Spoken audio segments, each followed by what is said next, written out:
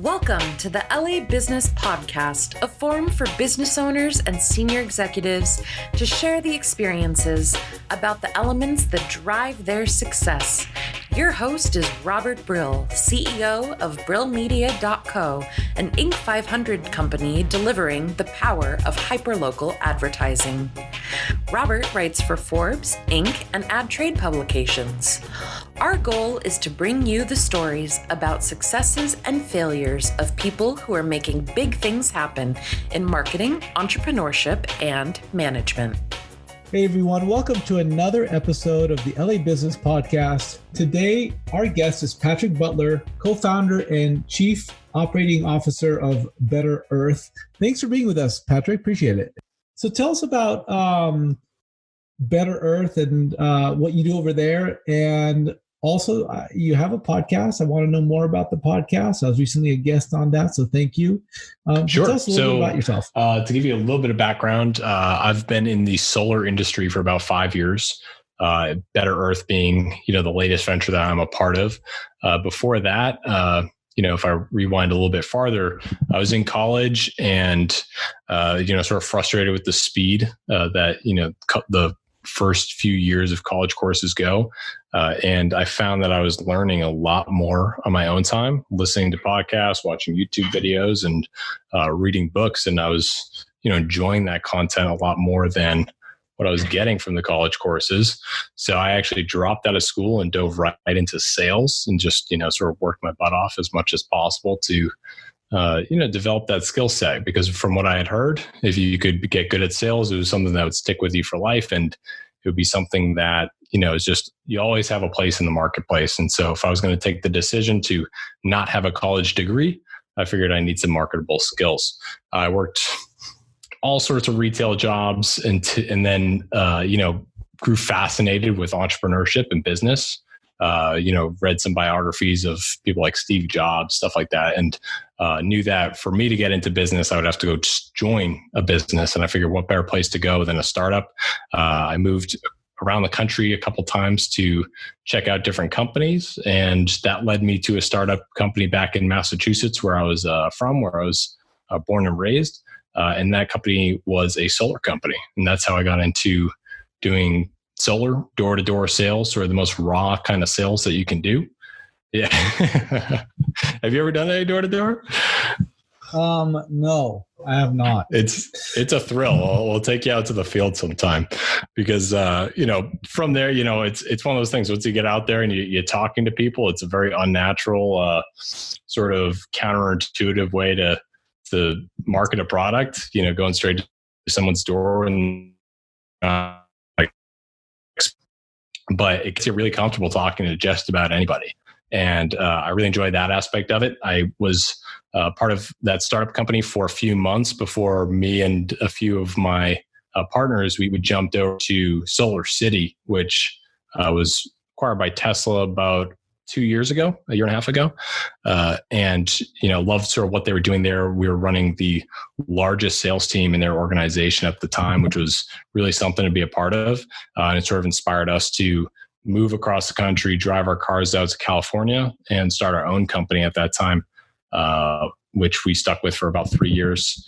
That company was called SunGrade Solar. And just this past summer, we, decided to go out on our own once again and found Better Earth, really with the intention to do more than just solar and, basically approach this industry in a way that we're not seeing other companies do it. And so so it looks like you're 8 months into Better Earth. Is that right? Yeah, just about. So we started in July. So 7-8 months. Wow. And what's the core differentiator that you guys are offering? I know nothing about the solar business. Like I understand that the margins I think are pretty thin, but I might be wrong on that, but I think that's what I heard. Like tell us about the solar business. Sure. So for a lot of people out there, to give an idea, paint a picture, solar is, or especially what we do with residential solar, you might see a lot of people installing it up on their rooftops. And the reason for it is because right now, consumers only have one option for electricity, and that's the utility grid. It's a one-way street, and the utility prices are going higher and higher every single year. And it's related to a lot of reasons. The grid is old and outdated and sort of falling apart. A lot of it was built 50 to 100 years ago. And so what solar allows people to do is utilize their roof space to become their own power generator. I learned about that back in high school. I thought it was the coolest thing. And so when I heard about the opportunity to get into solar, it just was like, oh yeah, that's something I get behind. And I had done some door-to-door as well. I worked for a company that represented Verizon Fios doing door-to-door. And the margins on that was quite low. You do like a triple play package or whatever, and you'd get maybe $200 in commission, which was, at the time outstanding. Whereas the solar, it was actually pretty cool because at the same time, I was also pursuing getting my real estate license and looking at that industry.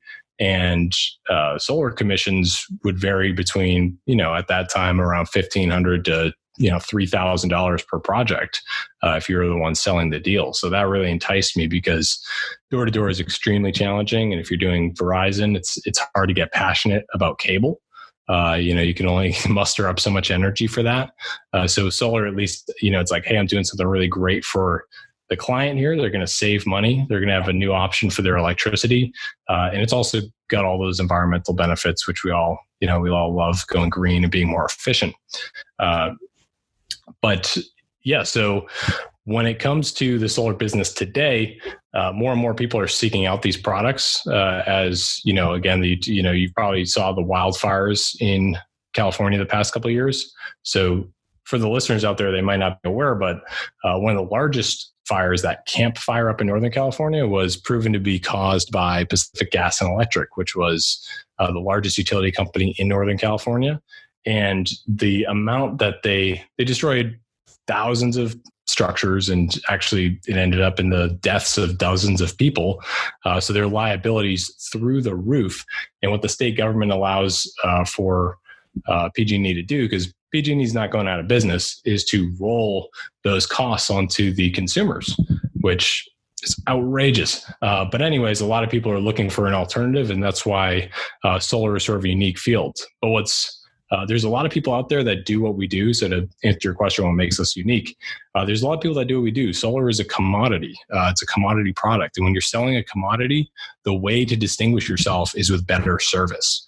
So really where we specialize and what we've done so well in the past is deliver 5-star service to our clients. They really want to always have a line of communication and make sure that their project's going smoothly, or if something doesn't go smooth. It is a construction industry, so never going to be 100% perfect, but we always deliver top of the line service. And again, our goal is to sort of be more than just a solar company. We noticed if you look out there and you Google some solar companies, you're going to see like Sunrun, Sungevity, everything's like sun this, on that, sun power. We want to focus on the sustainability aspect, which we believe a lot of people are sort of sleeping on right now. It's kind of low hanging fruit, which is to remind everybody of sort of the benefit of solar, and what you're doing is really more of a move in the sustainable direction rather than just getting panels on your roof. It's making a very conscious decision as a consumer to do the smart thing. I'm on your website right now, and what I really like about your site, there's 2 things that stand out to me. The first is you're using video, which is super cool, and even better than that is you're showing real people and with smiles on their faces. I think one of the things I've learned over the years is that people buy when there's social proof, and they see other people doing something that they might want to be doing, and showing smiling faces is like one of the best way of doing that. I really like your site. Thank you. And yeah, that's what we love to do too, because, we could go out there and just install panels and, call it a day, but, we want our customers and our clients to be thrilled with their experience with us, so much so that they, like I mentioned, door to door is a very challenging industry. It's the reason why it's challenging is because it's hard to build relationships with people on the spot. But if you can do that, and you can do that successfully, there's no reason why one sale or one installation shouldn't be 3 or 4 installations after they tell their friends and family members. What are the things that you're doing to grow Better Earth? Well, there's a few components that make growth challenging in our industry. One is just customer acquisition, and there's all sorts of methods and means to doing that, all sorts of marketing campaigns. Like when you were on my podcast, we talked about different marketing strategies and the hyper-local marketing strategies and stuff. there is a lot around that. And one of the other challenges is just getting the right people into your organization, getting enough people into your organization. So one of the things that we specialize in is being able to recruit a lot of people. Some of my partners in the business, our CEO, his name is Zane Jan. He's got quite the following on Instagram. We've basically innovated our recruiting funnel to work through social media so that we're able to get the people that we need in the volume of people that we need and the sort of ambitious people that we need to be attracted to our company and want to, sort of see the vision that we see and want to join us. So I'm sorry. So when you say attracting people, are you talking about attracting employees? Yeah, attracting employees, certainly. Especially, sort of a lot of it comes back to the nature of our business is creating personal connections with people, and being able to do sales is certainly not for everybody. And if you go out there, and we did this for a long time at my previous company, we spend thousands of dollars, tens of thousands of dollars on the job boards, on the job websites, Indeed, Monster, Glassdoor, all those different companies. We were in like the top tier spending level, and we weren't getting great people to join us. And that becomes the constraint when you want to grow and keep your volume high. Because when in the solar industry, not only are you balancing your sales volume, but that goes with your installation volume and your ability to keep installation crews hired and give them enough work to keep going. And, you could get a rainy month where it's difficult to go out in the field to make sales. You can get just around the holidays, people are more focused on other things than home improvements. So one of the biggest challenges is essentially throttling your sales volume to be able to keep up with your operational growth and be able to scale effectively and efficiently. So the bottleneck becomes how well can you recruit talented individuals to join your company? And that's something that's sort of one of our secret sauces there. So are people finding out about about Better Earth through word of mouth? Like if I'm a homeowner, right? Like, the challenge for me, first of all, I'm not in the market for solar panels, but if I were, like, do you speak to generally people, do you have a customer persona that you're looking at? And for that customer persona, do you rely, what's the driver? Like, is it word of mouth? Is it content marketing? Like, I really, I talked to someone the last episode, he built a voice over IP business on affiliate marketing, not exclusively, but enough to where there was a key point of the conversation. I've talked to another ad agency owner, and he built his business purely on referral. And I have a tech company who I spoke to who they do a lot. They build their business on LinkedIn. Like it's interesting to me because I'm so focused on the advertising business, and there are like prerequisites that need to happen before advertising can be effective. Like you got to know your message, you got to know what people want, that type of thing. So I'm curious, it's a selfish ask because I want to learn from people who are doing things so I can build my business, Sure. Hey, absolutely. We're that's the fun part about podcasts. We get to share all the secrets. Yeah. So you're asking what's sort of like the value for the homeowner, or for like what do you like? What are the key, like how is your business growing? Like, is it is it based off of, I'm really interested to understand what the value is for the homeowner, but more interestingly for me is like, as a business owner, like, how do you scale your business? How does one scale a solar? Actually, I was talking to someone recently who actually has a solar business, and he said that a lot of what he was doing was based on partnerships. Yes. He's growing his business on partnerships. Sure. So I can shed light on both of those things. So for one, the value for the homeowner and one of the reasons we're able to scale is because we have the best product in the world. We're selling the sun. It's abundant, comes up every single day. And if you use solar energy, you're usually able to save somewhere between 30 to 50% off your monthly electric bill as a homeowner just by switching to a power source that you may eventually own and add as an asset to your property. And then there's also tax credits available for it. It's essentially 26% of the total price of the solar system you get back on your taxes. So it's a really great value add for any homeowner looking to add an asset to their property. And then for us, the partnerships is definitely where the industry is at today. To give you a little bit of background on sort of how the industry went along, when I mentioned I worked at Solar City a few years back, they were the powerhouse. They were the number one. They were doing more installations than any combination of all the other companies combined. They were absolutely on fire. But the industry is fragmented since then. It used to be a situation where everyone was joining, either Sunrun or Vivint or Solar City. And that shifted dramatically over the past 4 years when, sort of around when that Tesla merger happened, when Solar City was acquired by Tesla.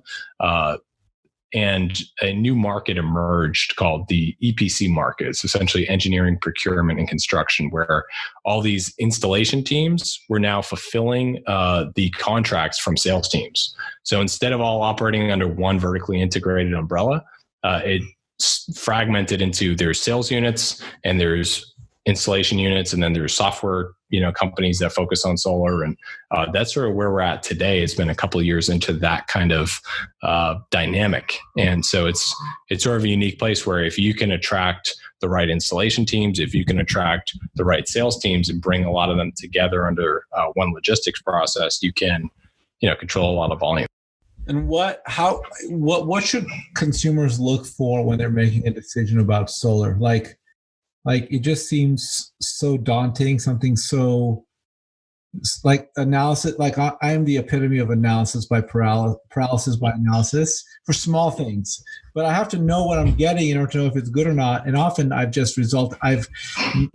I buy like a camera or something, like at this point, I'll just buy something that might be good or might not be good, and then if it's not good, return it. It costs me like $50 or $100 in like overall fees just to try it out. Yep. Shipping and whatnot. But like this is the type of thing where I wouldn't be able to do that with my home, right? Like once you're in, like you're not changing it. So like, what should consumers look for when they're looking at solar products? Well, same thing if you're going to look for a camera. Like even if you're looking to buy that camera at Best Buy, if I were you, I'd go on Amazon and I check the reviews. And that's really the name of the game these days, because advertising is great and your public facing image as a company is great, but all that really matters is how well your customers are being treated. Again, it's sort of a construction based industry, so it's never going to be perfect 100% of the time. It's one thing to be able to sell the deal, install the deal, all that stuff. It's really what makes the differentiating factor is what happens to the clients when that goes wrong. Because for you, your home is precious. It's where you live. Right. For a lot of people, there's a safety element, certainly, like the construction wise.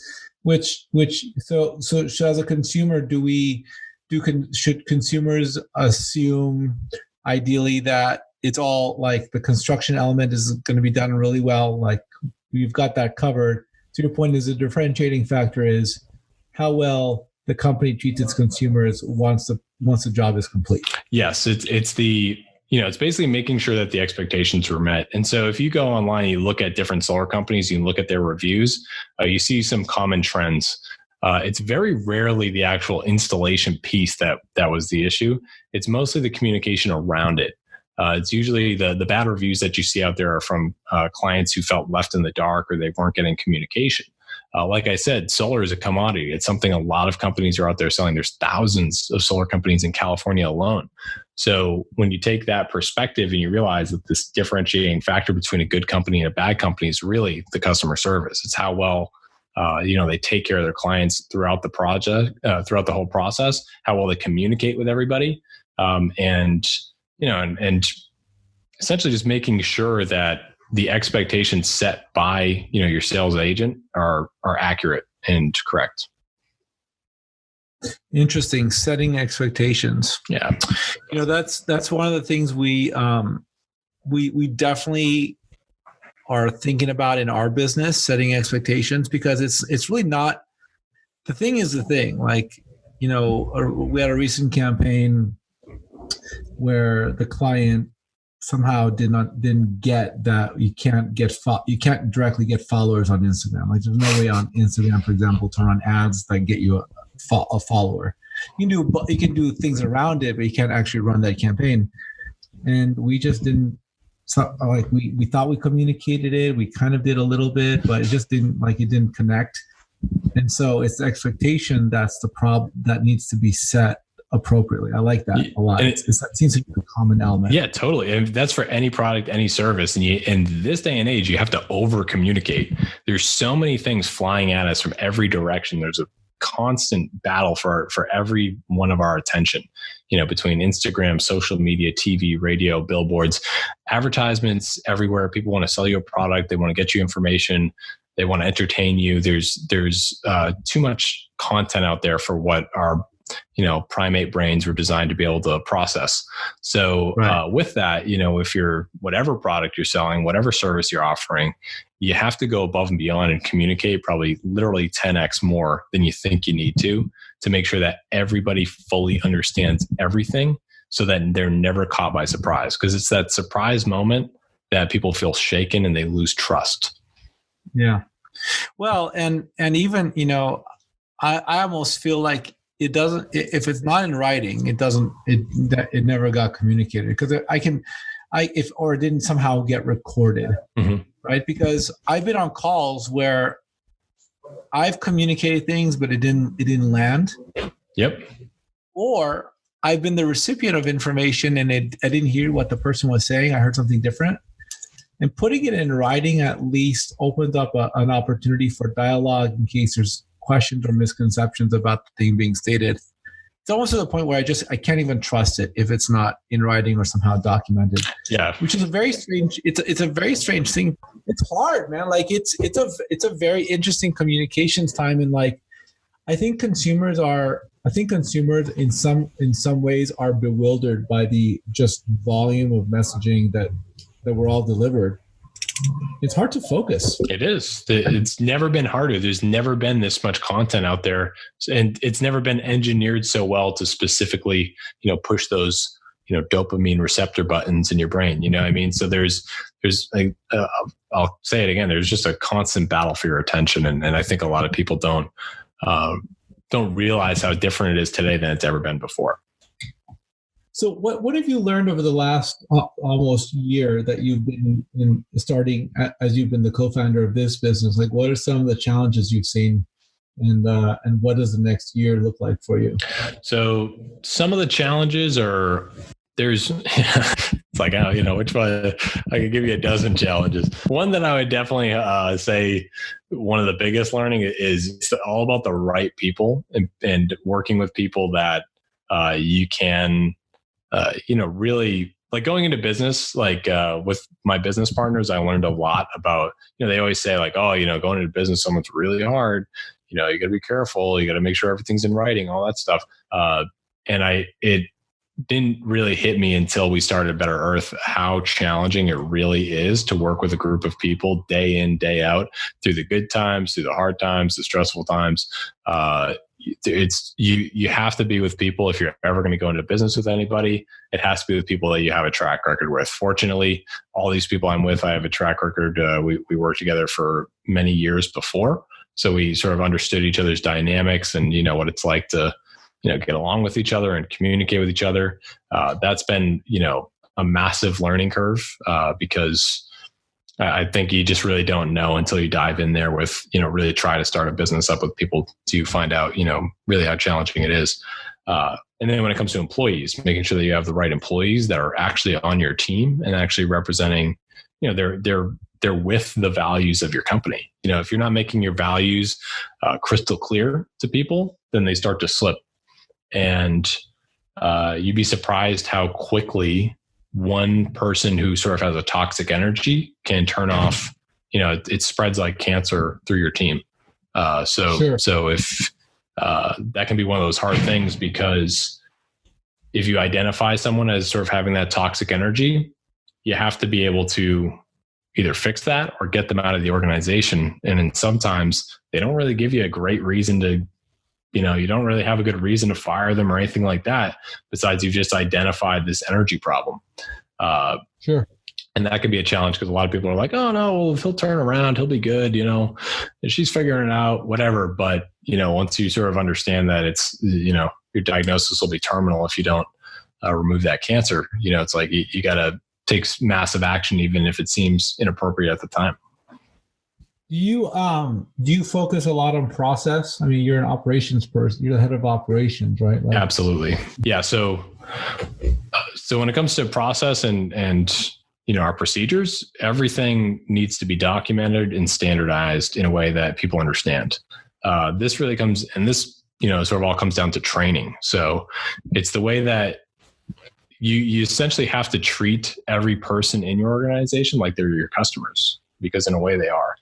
Same way that, as a salesperson, we would pitch a product and we'd want to present it in a particular way to be, upfront, transparent, honest about the way it's going to go and everything like that. You need to do that with your employees as well, or the people part of your team, your partners and everything.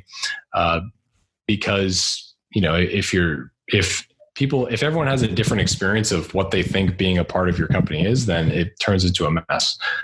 So we focus on standard operating procedures and documenting everything, and having, common resources where everyone can find answers. That way, you basically give everyone the resources and you build the backbone of the company off of those standard operating procedures, and people know, if this happens, this is what you have to do. If you don't have that, it's sort of chaos. Huh. Yeah, I mean, we definitely spent the last year focusing on process, and our organization is so much better for it. We have a great chief operating officer in Tony Price, and going back to your earlier point, I think I like your point about knowing the people you're going into business with, and the people that I feel the most comfortable with are ones that I've gone into business with in the past. And like Tony, this is now the third time that I've hired him. And we ran the same circles when we went to school. And he's just such an exceptional professional and such a great counter. You've got to find, I think it's not only people who but it's also knowing that the people you're bringing on have the complementary skills to counter one's flaws. Because we all have flaws. 100%. I couldn't agree more. And that's really, if you think about any sort of dynamic, you need the balance, so if you don't have complementary skill sets, if you have very similar skill sets, even if it might seem like a great working together, you might be, sort of off balance, off tilt when it comes to the things that maybe you're lacking in. You need people around you out for sure. So tell me about the ambassadors program. I'm on your site. I'm seeing about ambassadors. How does what is that? Well, yeah. So this is one of those things that we want to, really empower, because what we found out there is there's a lot of people that want to be a part of Better Earth, and they want to help other people think more sustainably. They want to get, our message out there. So our ambassador program is essentially designed for anybody doing whatever else they're doing, whether you're a real estate agent, you do taxes or insurance, or, you own your own business, whatever it is, basically giving you the opportunity to present, our mission to your clients, and to, basically get a kickback on any, installation volume that comes through us from you spreading the word about what we do. So, it's really just empowering everybody out there to be able to share our vision and get it, if they know someone who they think would benefit from going solar, to, help them.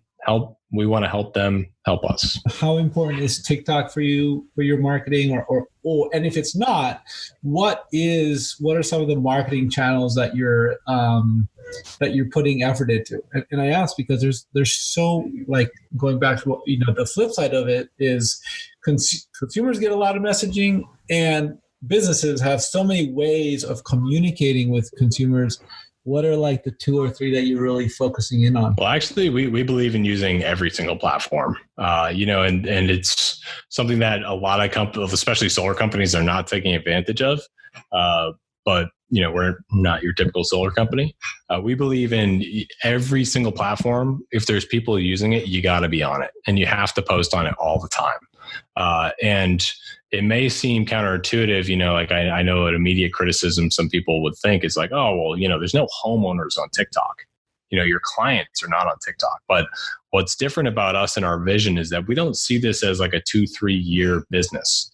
We have no intention to build this thing and get out or anything. We're trying to build a generational company, one that's going to, 50, 100 years, really make this thing last and build into an amazing thing. And so we know that the people that are on TikTok today, the 12-year-old on TikTok today in 30 years is going to be 42, and they're going to be a homeowner, and they're going to be, as one of my partners like to say, this generation, they're going to pull the receipts on what companies were doing back in 2019, 2020 to see, were they, living up to their ethics. And at Better Earth, we really want to walk the walk as much as possible. And so we're selling sustainability. We are sustainability, and we want to represent that in every single way possible. Like from our business cards being sustainable to our the polos that we give our team being made of recycled materials. Really everything, walking the walk, doing everything the way that we preach. And we know that, as the generation gets older, if we can build an awareness in their mind about Better Earth when the time is right for them to be homeowners, they'll know who to go to and they'll know who to trust. That's a massively lofty goal for a generational company. Like I get the essence of that, but you definitely have employees you've got to pay and sales you've got to earn. And how do you not how do you prioritize, but how do you do both? That stresses me out to think about a generational company. I'm trying to get through the next 6 months of my life here. I'm with you. I mean, it's focusing on the day to day, but it's really thinking about what are we building and what are we even doing here? And the more that I've learned about, successful entrepreneurs and, people who have built massive companies like that, it doesn't seem like money is ever really the thing that satisfies people, and you hear that time and time again, money doesn't buy happiness and all that. And, money is great. But at the end of the day, we're all confident. We sort of know from the experience we've observed is that that's not going to be the end all be all for us. We want to do something bigger than that. We want to do something that's deeply fulfilling, something that we can be truly proud of. So it starts with the foundation that we build today. So we just started, 7-8 months ago, but it's the foundation that we lay today, the connections that we make with our homeowners, the, connections, the experience we build for our employees and our partners, that really is what we care about. And we believe that if we can build those things strong enough, as we continue to expand vertically, we'll have the solid foundation to allow for that. I think a lot of companies, they, if your end goal is to sell someday or to just go public and cash out, I think it sort of leaves you in a vulnerable position because you're not focused on the foundation that'll make your business truly successful. So are you reinvesting profits back into the business and taking a small share for you guys?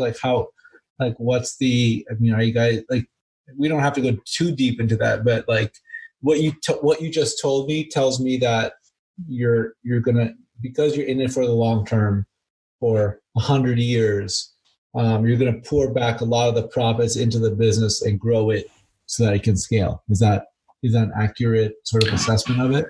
Certainly. And, the idea is, to have enough that, we're still set up, certainly money is a motivation. I would never say that it's not, but it's a motivation that even, personally enriching ourselves, we think is also a way to help expand our overall footprint, get into, larger circles, be able to expand our own presence will help, as individuals will help the collective, company grow as well. So to build our business with, whatever investment is required to reach for those next goals or tackle those next obstacles.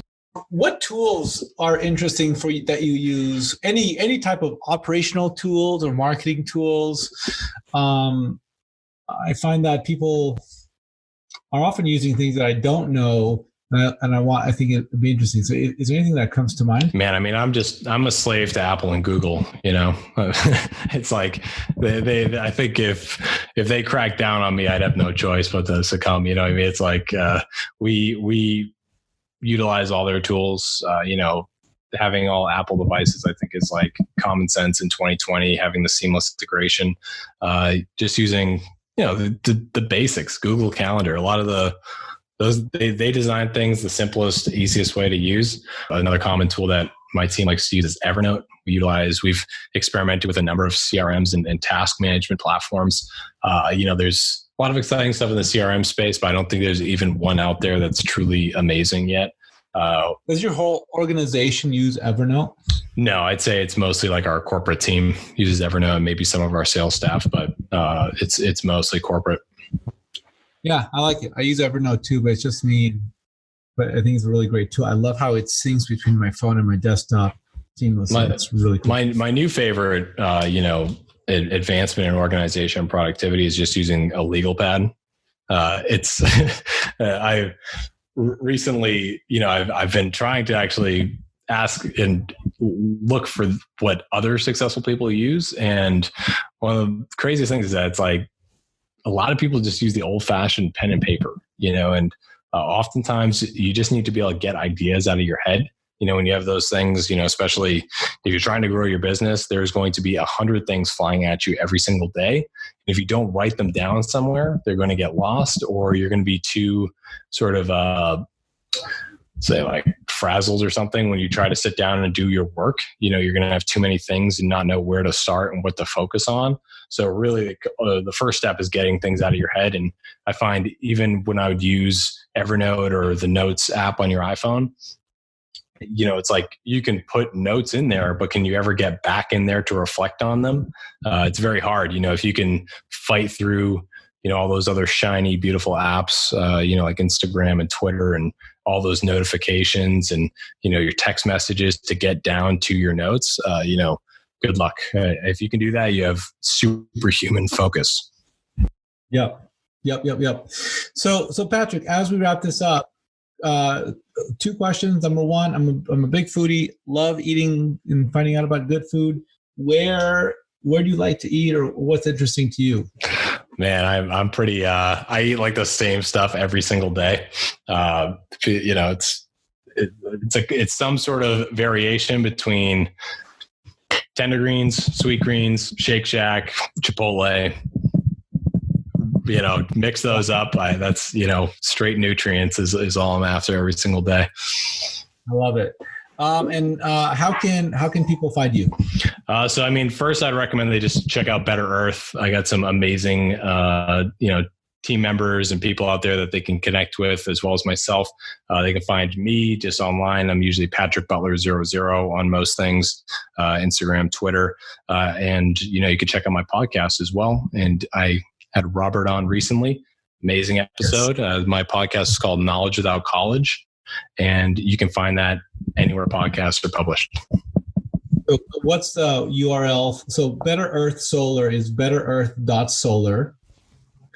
And the podcast, what's the URL for the main podcast page? I think it's probably anchor.fm/knowledge without college. But you can also find it. There's also knowledgewithoutcollege.com. Yeah, I also have. Yeah. Cool. Awesome. Patrick Butler, thank you so much. Appreciate this. Super interesting. Thank you. Appreciate it. Thank you for listening to this episode of the LA Business Podcast. If you like what we're doing on this podcast, please consider subscribing on Apple or Google Play, leaving a 5-star review, and sharing with your friends. If you have any questions, comments, or recommendations for a guest you'd like to hear on this podcast, please email me, robert@brillmedia.co. Thank you. Have a fantastic day.